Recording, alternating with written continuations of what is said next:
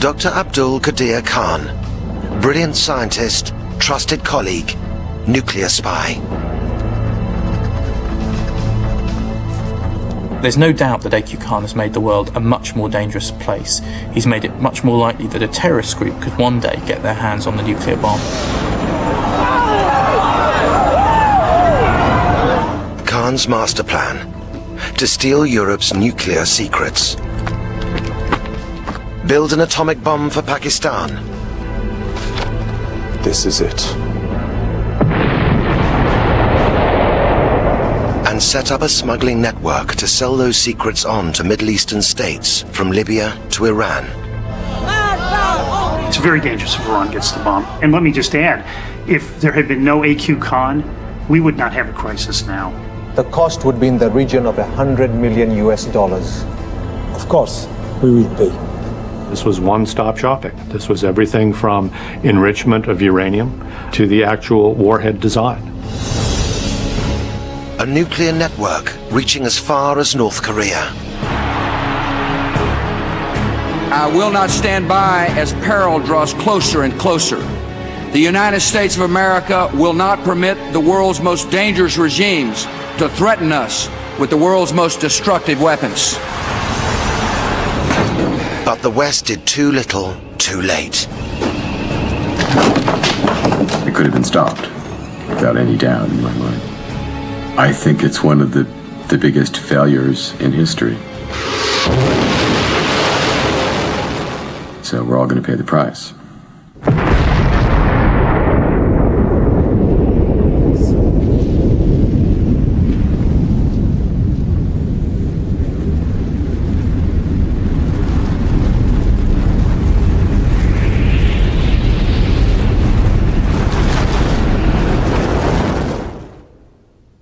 The mastermind behind the biggest global nuclear smuggling ring, A.Q. Khan, is accused of being the most dangerous man in the world. Khan is not permitted to tell his own story, and in this film he is played by an actor.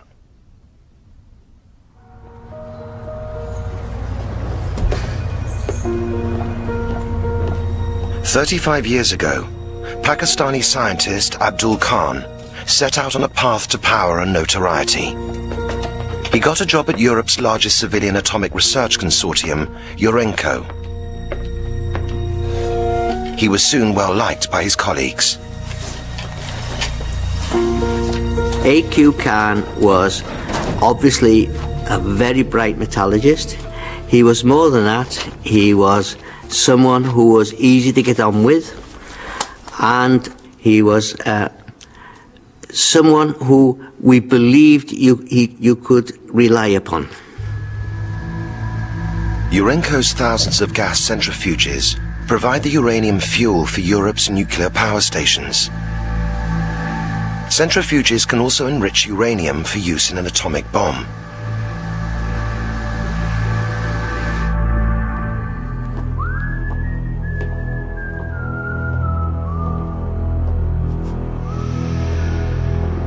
Known to the Pakistani Secret Service as Agent Karim, Khan was on a spying mission.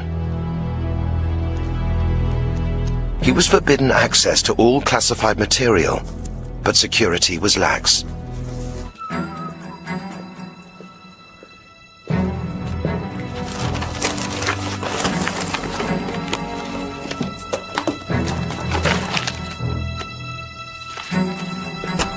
Good evening, Dr. Khan. Working late? No, I'm just writing to my family in Pakistan. You see, they're always complaining they never see or hear from me. Okay. I'll see you on the way out. Yes.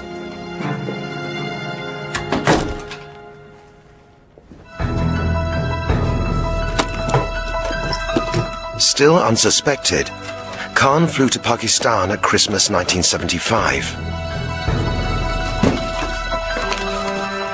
He took with him his Dutch wife and their 2 young children. He wrote to his employers saying he had contracted yellow fever, and then he never came back.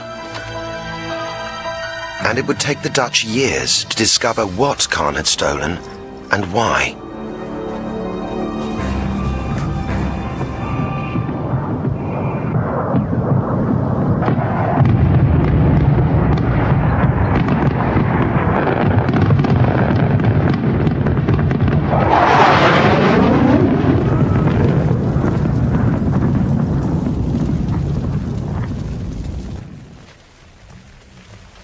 young nation of Pakistan had recently suffered a crushing defeat by India. Khan's own family were Muslim refugees from India, and he looked to the Islamic Republic as a safe haven. Khan vowed his country would never be humiliated again.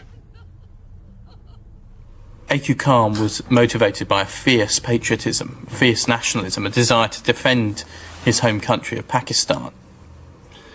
And he saw delivering Pakistan the atomic bomb as a means to delivering Pakistan's security. That was his original motivation, protecting his own country. Pakistan's leader, President Bhutto, swore the nation must have the bomb, even if it meant the people had to eat grass to pay for it.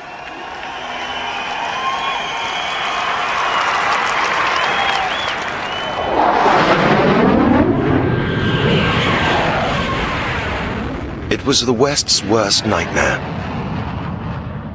An atomic arms race in one of the world's most volatile regions. The next war between India and Pakistan could lead to a nuclear holocaust with global fallout.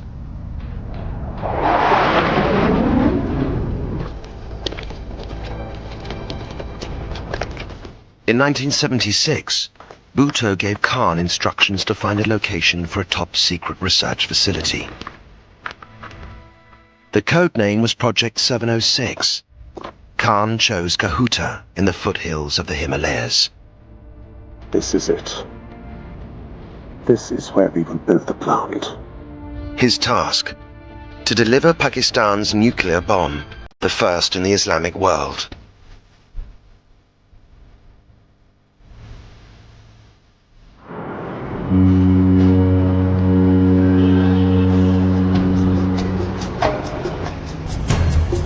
Khan has since told his biographer how he built the Kahuta plant from scratch, relying on foreign suppliers. I took full advantage of the willingness of Western companies to do business and decided to buy from the open market. And there were plenty of takers. Nuclear profiteers, happy to exploit the lax export regulations in exchange for a fat profit. Perfect times. They begged us to purchase their goods. We purchased whatever we required. When are you coming to Pakistan? His next step: to create fuel for a bomb. Khan needed to smuggle centrifuge parts out from the West. Khan's agents made contact with German businessman Gotthard Lerck. In this film, all dramatizations of members of the Khan network are based on intelligence reports and legal documents. These are the details of what we require. There should not be a problem. We supply this technology to many customers. And delivery? Will you have any problem with exporting these goods? No, this will not be an issue. You require no special permission from our government. Much nuclear technology is dual use, usable for peaceful purposes or for the bomb. A loophole Khan often exploited. Such deals were worth hundreds of thousands of dollars to Lerck's company.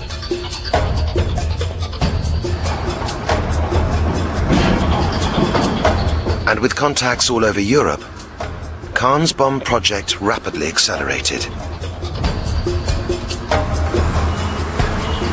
They were operating throughout Western Europe, to some degree in the Middle East. They had people all over the place. It involved a number of businessmen, friends of A.Q. Khan's from his days in Holland and Germany, and many, many others. They would purchase things using false end users, multiple transshipment points to disguise the fact of the ultimate destination being Pakistan. It was a very sophisticated operation. In the 1980s, the Dutch Secret Service launched an inquiry into Khan. His former colleagues at Urenco realized the enormity of his betrayal. He took the drawings of at least 2 designs of centrifuge from the Netherlands. He took them together with the lists of European suppliers who he knew then he could go back to and very quickly get the necessary raw materials, components and equipment.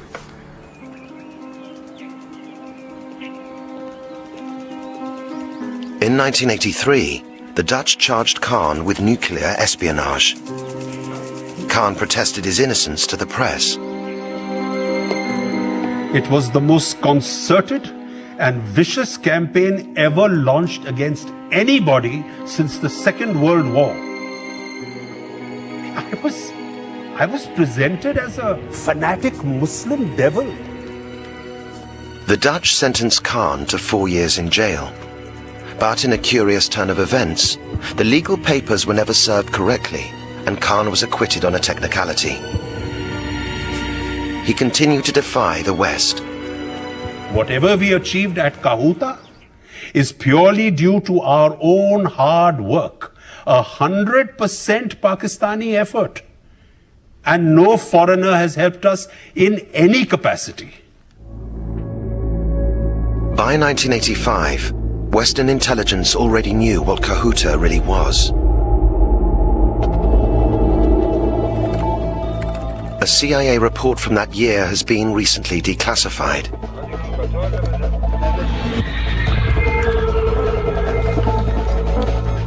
Pakistan has had personnel and facilities dedicated to the pursuit of a nuclear weapons capability since 1971.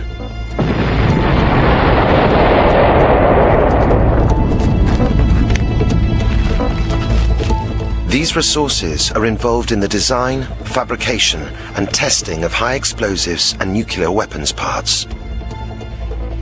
The West pressured Pakistan to cease their nuclear program. Khan retaliated with a blunt letter to the German press. I would like to question this bloody holier-than-thou attitudes of the Americans and the British.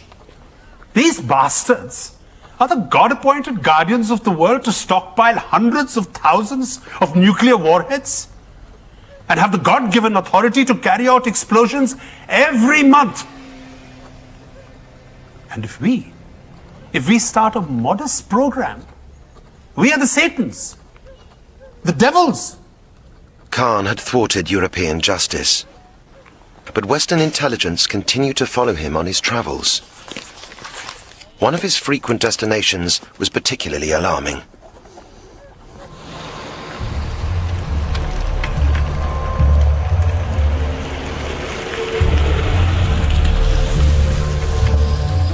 China.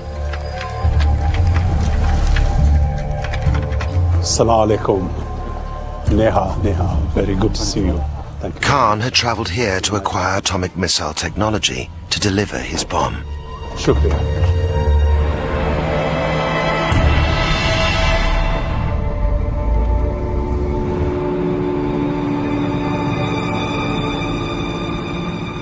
The nuclear weapons design which the Chinese provided Khan was vital because it was a tested design, but it was a design that the Chinese had already found to be working and usable. And it was also a design for a bomb that could be fitted onto a missile and therefore could be delivered anywhere. Khan was also working on missiles as well as nuclear fuel and now weapons design. So if you put that together, Khan really had everything you needed for a deliverable nuclear bomb.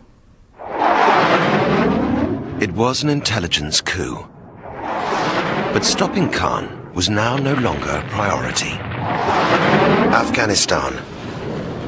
Throughout the 1980s, a bloody battleground for invading Soviet troops and the fundamentalist Islamic resistance.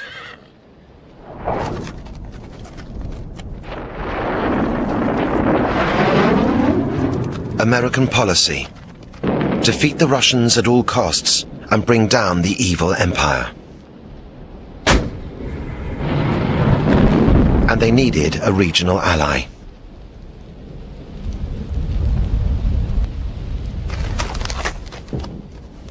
It's clear that during the 1980s, the U.S. was receiving some very troublesome information about Pakistan's nuclear weapons program. At the same time, of course, the U.S. was depending on Pakistan as a conduit of assistance to the Mujahideen in Afghanistan in the hope of evicting the Soviet Union from Afghanistan. So even though the U.S. was aware of a number of these activities, it was very reluctant to come down very hard on Pakistan. Khan took full advantage of Pakistan's change in status.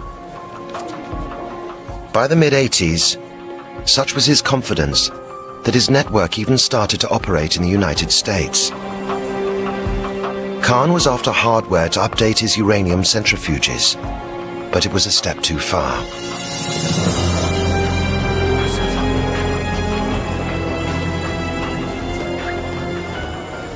We felt something had to be done, and so we took certain steps. Pervez had no idea it was a sting.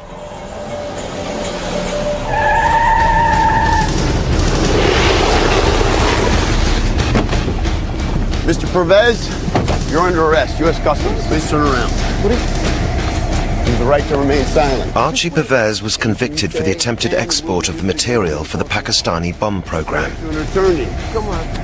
But the reaction of Barlow's political masters would come as a complete shock.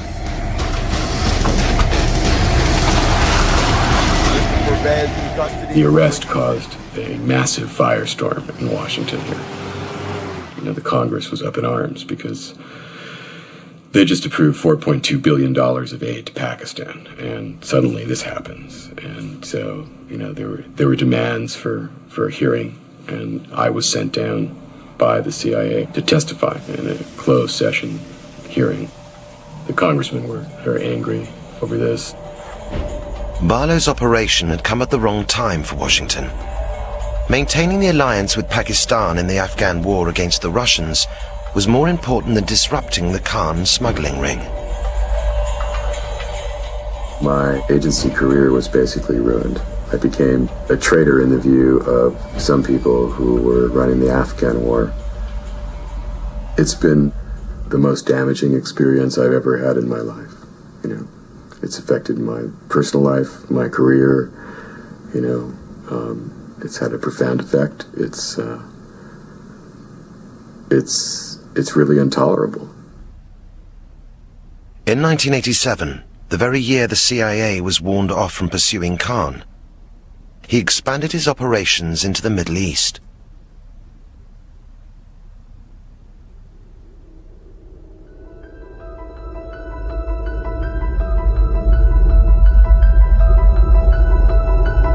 His headquarters were in Dubai, and the nature of his business was changing.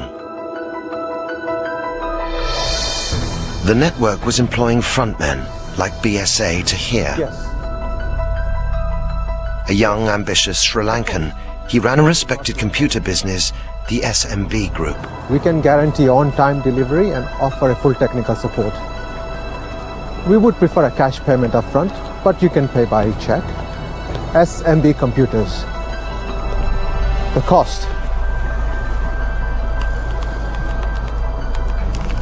The cost would be in the region of, say, $75,000 US. Not a problem. Good to do business with you. Assalamu alaikum, beta. Assalamu alaikum. How are you? Very well. Welcome to Dubai. Thank you, thank you. Tahir, often described as Khan's surrogate son, would rise from a lowly position in the procurement network to become the key figure after Khan himself. Have you had anything to eat? Not yet. Good. From Dubai, Khan plotted his next move. Dealing directly with Middle Eastern regimes hostile to the West and in the market for nuclear weapons.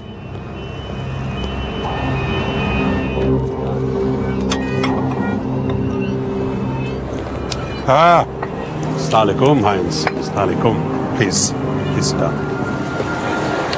Said beta, I would like you to meet a friend of mine, Mr. Heinz Mabus. German businessman Heinz Mabus had already sold technology to the Iraq nuclear bomb program. Now, I thought it's very important that the two of you should meet, because Heinz understands, well, Perhaps more than anyone, the nature of our business. The West completely missed that in Dubai, Khan and his associates were not just buying, they were selling. It was a catastrophic failure of intelligence. In the 1980s, the US, the UK and other countries were watching the Khan network in terms of building Pakistan's own bomb.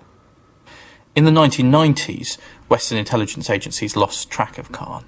They really didn't appreciate what he was doing. They didn't understand that he'd made a shift from building Pakistan's own bomb to being a salesman.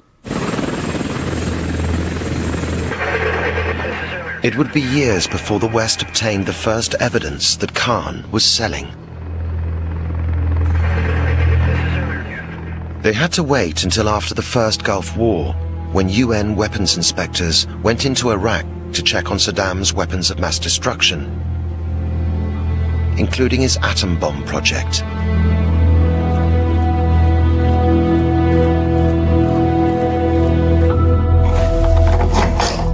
At a chicken farm in the Iraqi desert, they uncovered a treasure trove of documents.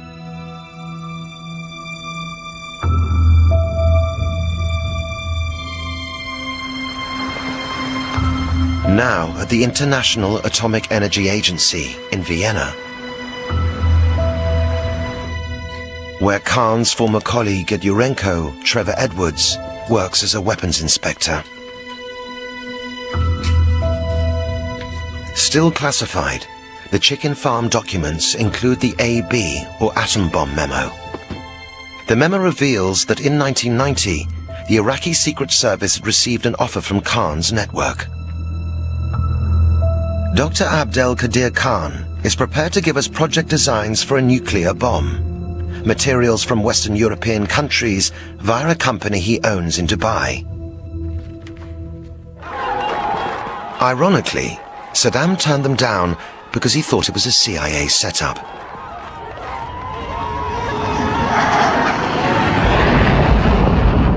Yet Saddam's regime would eventually be destroyed by the Americans and British, claiming he had weapons of mass destruction.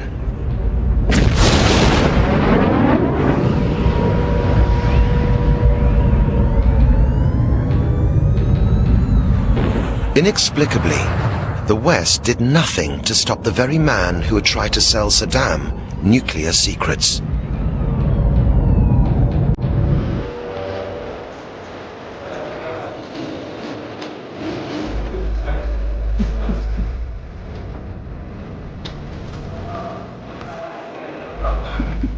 And so during the 1990s, Khan and his network were allowed to become very rich on the proceeds of successful sales to other clients the West knew nothing about.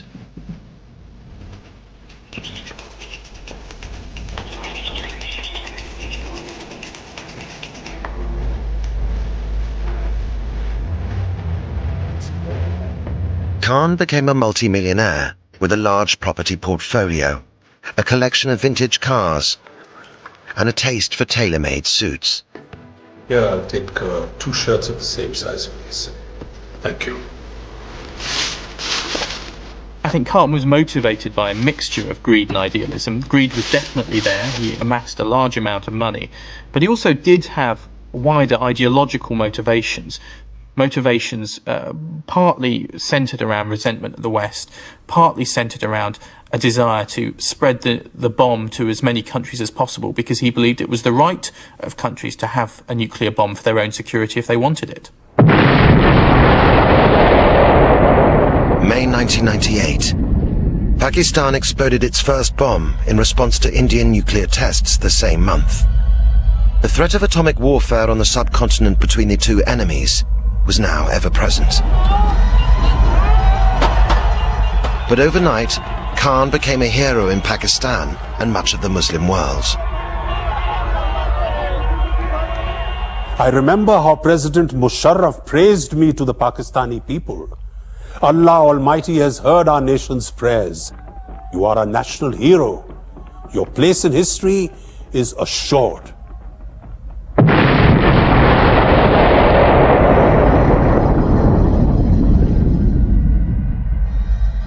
I think the ultimate event was the test in 1998. It was a clear-cut signal to their Islamic brothers that it could be done, and it's been stated by A.Q. Khan and other leaders in Pakistan from the beginning that this was not just the Pakistani bomb, that this was the Islamic bomb. And, you know, I think that that's something of grave concern. A.Q. Khan was instrumental in Pakistan getting the bomb, which has heightened the chance of nuclear war in South Asia. Also, you have to worry that a future government may become fundamentalist and then may use its nuclear arsenal to confront the West and become much more provocative and aggressive. So you have to worry a great deal about the nuclear assets in Pakistan. The research laboratories at Kahuta now began brazenly advertising nuclear technology at international arms fairs. But who was Khan selling to?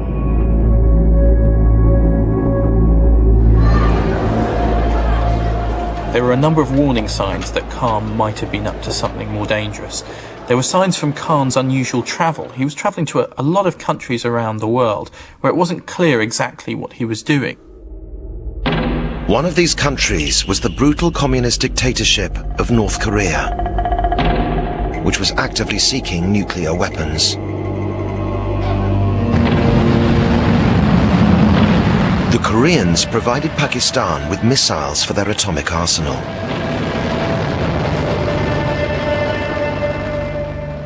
In return, Western diplomats suspected Khan provided them with centrifuges, which Pakistan denied.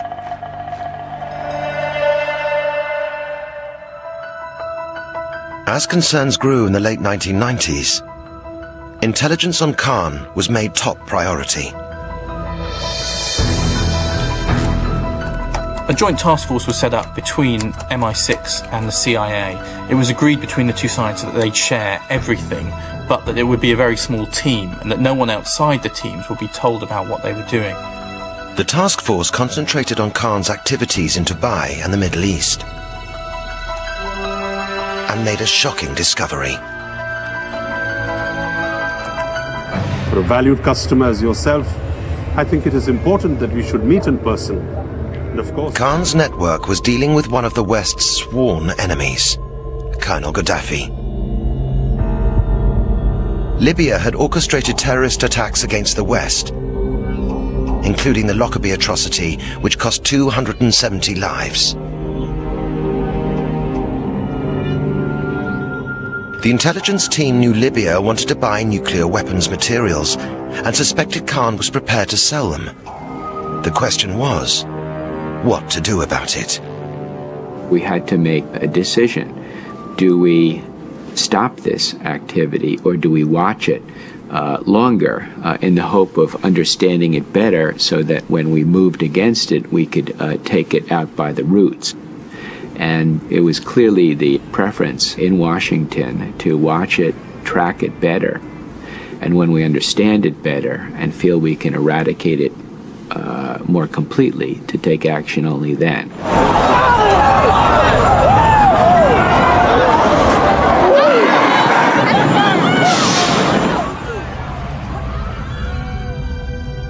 9/11 strengthened Khan's position, just as the Soviet invasion of Afghanistan had done 20 years earlier.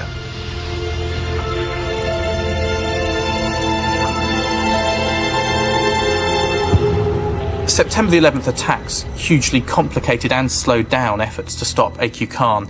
That's because all of a sudden Pakistan was a very important ally for the United States. The US needed Pakistan's help in going after Al-Qaeda and going after Osama bin Laden. And that was a problem in dealing with A.Q. Khan, because to deal with Khan, you needed to put pressure on Pakistan. And doing that was very difficult because of Khan's status as a national hero. The Americans pressured Pakistan to rein in Khan, and he was warned about his deals. you know that when I am there, everything will be okay. He continued to sell Pakistan's atom bomb technology.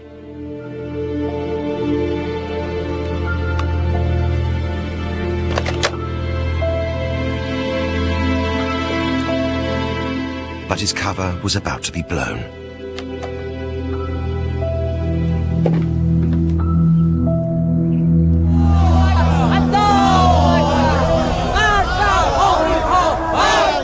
Iran, the hardline Islamic Republic, and another Middle Eastern state with nuclear ambitions.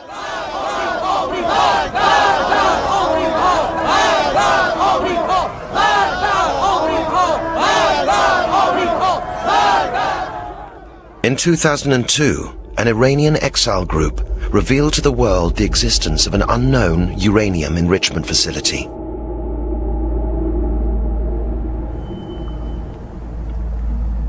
Six months later, after intense diplomatic negotiation, UN inspectors gained access to Iran. We've reconstructed their investigation. They headed straight for Natanz. The weapons inspectors were taken to a conference room and presented with details of the enrichment program.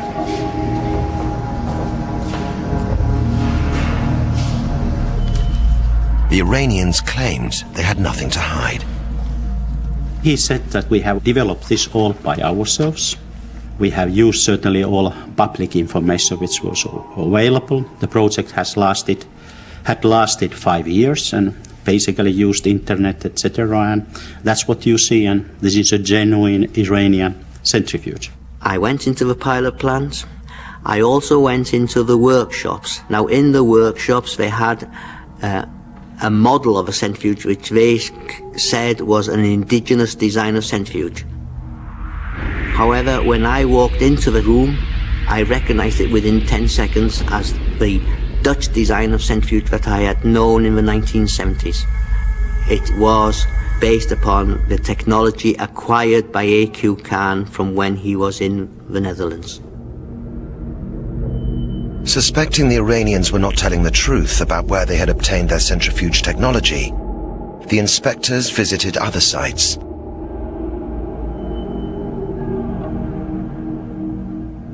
The Iranians claimed that this was just an old watch factory. Their investigation was to reveal far more.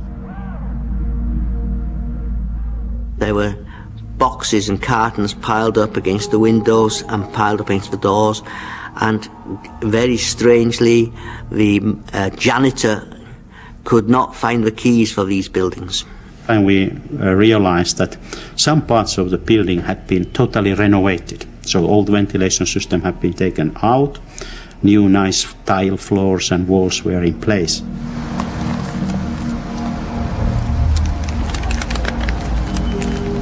The swipe samples later revealed traces of uranium. The site Kalai had been used for attempted enrichment. But far more worrying, chemical analysis showed the centrifuges could not have been built in Iran. Conclusion: the Iranians were lying. Then they had to do a hard choice. Either stick to their previous explanations and just say, we don't know where it comes from, or you come with the explanation. And they decided to go for explanation. And then the story started to unravel, because then they said that actually it was not entirely genuine. We had got technology from abroad. To the astonishment of the inspectors, the Iranians confessed. They had held a series of meetings with the Khan network starting 16 years before, in Dubai in 1987. Khan had 3 trusted lieutenants at the 1987 meeting. Tahir, his uncle Mohammed Farouk, and the German businessman Heinz Mabus. Gentlemen, Dr. Khan sends his apologies that he cannot be here in person, but he sends his best wishes and assures you that we are more than capable of meeting with your request. Please. Now, what you see in front of you are the blueprints for the P1 centrifuge for uranium enrichment. The Iranians wrote a check for $3 million. Please. Khan had helped them along the road to nuclear power. The Iranians also revealed that later, Tahir sold more centrifuge designs and components. The price, several $1 million, paid in cash. Clearly, the U.S. was looking in the wrong place. The Pakistani-Iranian link was off our radar screen. We were just not aware of what was taking place in that channel. And I think that was a considerable failure of intelligence. It was now known that Khan had tried to sell to Iraq. There was no hiding the fact that Khan had sold to Iran, and details of even more lucrative deals were about to emerge. Libya.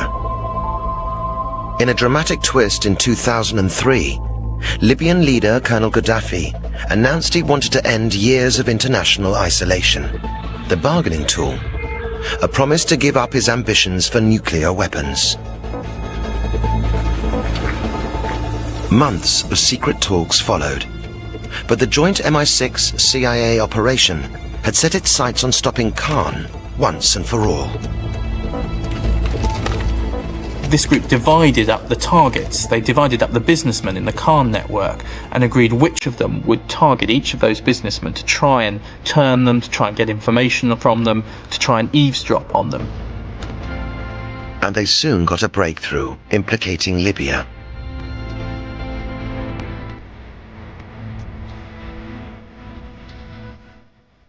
The agents learned that a Malaysian engineering company, SCOMI, had been awarded a contract worth $13 million by Tahir. The factory was told that the specialist equipment was for the Middle Eastern oil industry, and SCOMI believed this to be the case. But the project was overseen by Swiss engineer Urs Tinner, the son of one of Khan's associates who had supplied Kahuta in the 1980s.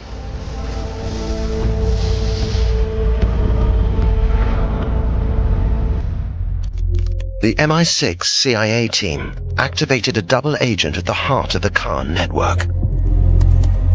He provided the evidence they needed. The Malaysian factory was building centrifuge parts for the Libyan atomic bomb.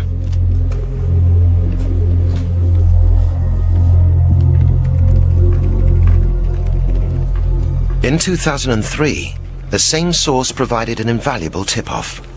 A container ship, the BBC China, was bound from Dubai to Libya. They seized the chance to move against Khan, diverting the ship to Italy.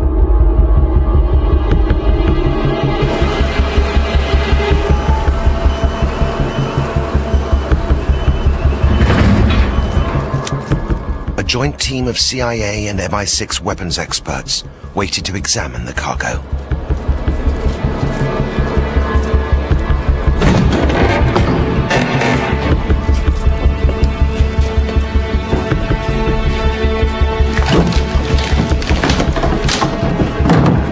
Inside, centrifuge parts bound for Libya, some from the Malaysian factory, and others from Khan's Kahuta plant.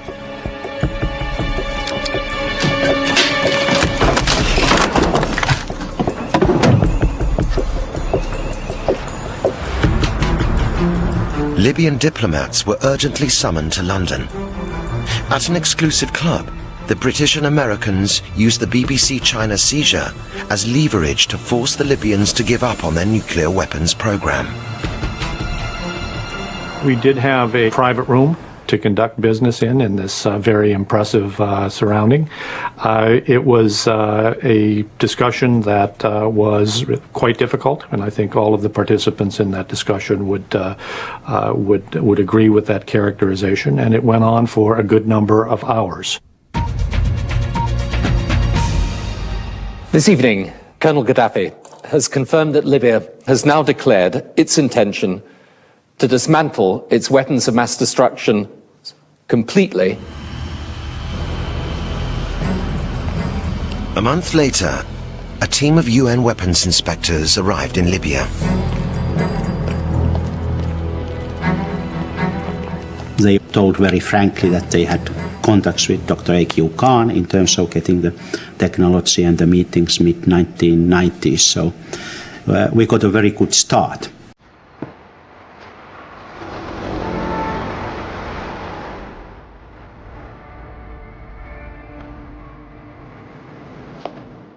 The Libyans revealed they held a series of meetings with Khan as long ago as the 1990s. In Dubai, Istanbul, and Casablanca.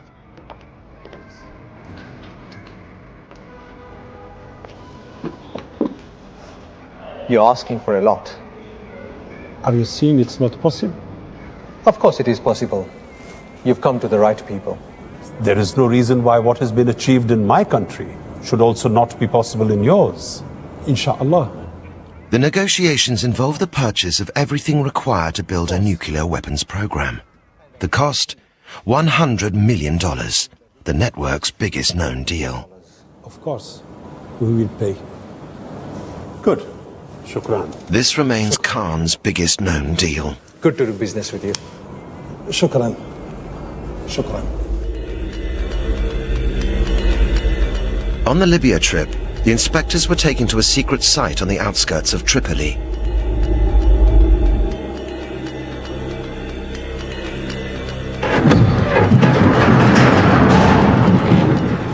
Here they saw for themselves what the Libyans had bought. From the Khan research laboratories in Ceuta, vacuum pumps and rotors for centrifuges. From Malaysia, precision parts manufactured by SCOMI. Perhaps most damning of all, a bag from Khan's tailor. Inside, the Chinese nuclear warhead design. This was one-stop shopping. This was everything from enrichment of uranium to the actual warhead design. The fact that you could go to one place and you could buy basically the capability to produce nuclear weapons was something that had to be stopped. News of the Libyan investigation sent the Khan-Tahir network into panic. Listen to me. Listen. Now, it is vitally important that you destroy everything relating to Libya. Yes, all the documents, all the emails, everything.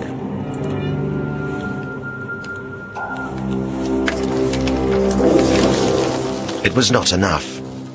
Tahir was soon arrested and interrogated by the Malaysian police. We had several meetings with the Libyans. They asked us to supply centrifuge units for their nuclear program. Some came directly from Pakistan by air. Others had to be manufactured here in Malaysia, also Turkey, South Africa. We were active in Europe too.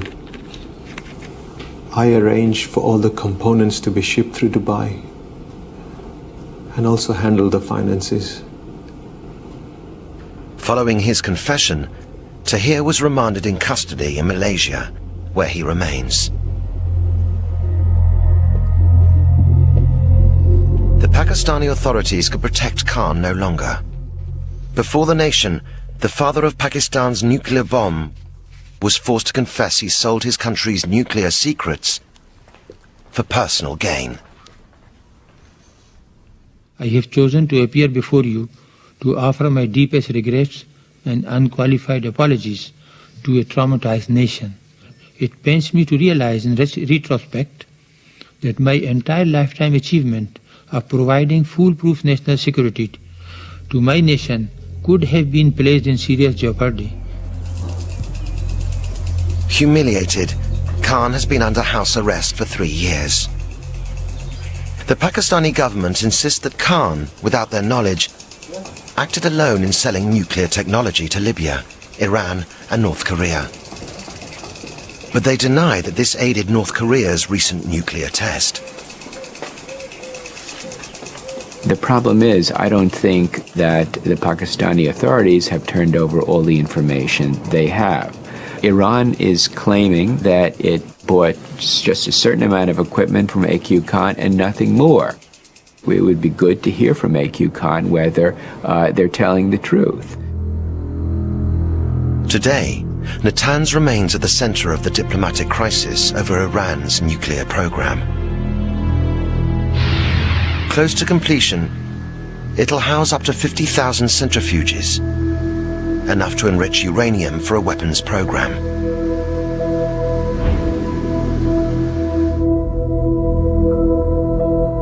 Iran insists that their nuclear program is for peaceful purposes only. But in Washington, few believe that President Ahmadinejad is telling the truth.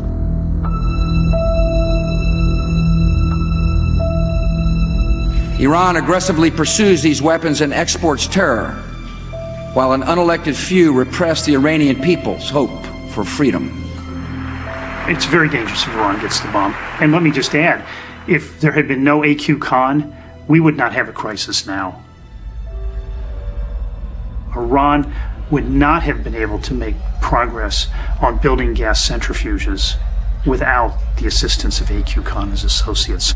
The blame for this crisis really should rest squarely with Khan. And it has since emerged that Khan's one-stop shopping network has been involved in more than supplying centrifuges.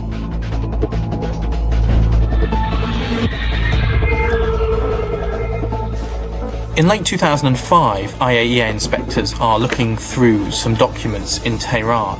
They find one set of documents which is particularly interesting. It's a set of documents on how to cast uranium metal into a sphere. Now, what's unusual about this is something you only really need to do if you're making a nuclear bomb. And these documents bear very close similarities to some of the documents that came out of Libya that had been found in the Good Looks Taylor bag. They actually look like they come from the same family, the same set of documents. This immediately points to the suspicion that AQ Khan had also provided Iran with some kind of nuclear weapons information, and therefore that the Iranian program was not just peaceful, as the Iranians claim, but might have been geared towards weapons.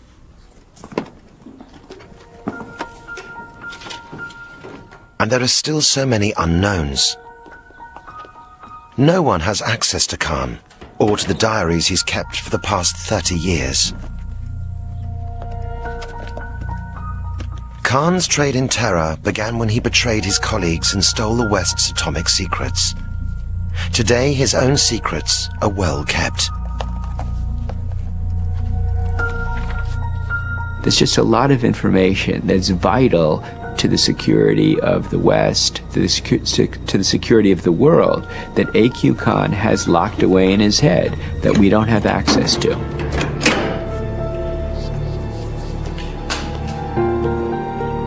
I think AQ Khan is vastly more dangerous than Osama bin Laden. Osama bin Laden, at the moment, is capable of nothing more than conventional terrorism. AQ Khan has spread weapons of mass destruction to the most dangerous regimes in the world. Nuclear weapons technology is now available on the black market, thanks to AQ Khan, the trader in terror. The worst nightmare is that Khan's information will get into the hands of terrorists, or already has, and that it'll be key for them to be able to make a nuclear weapon that destroys one of our cities.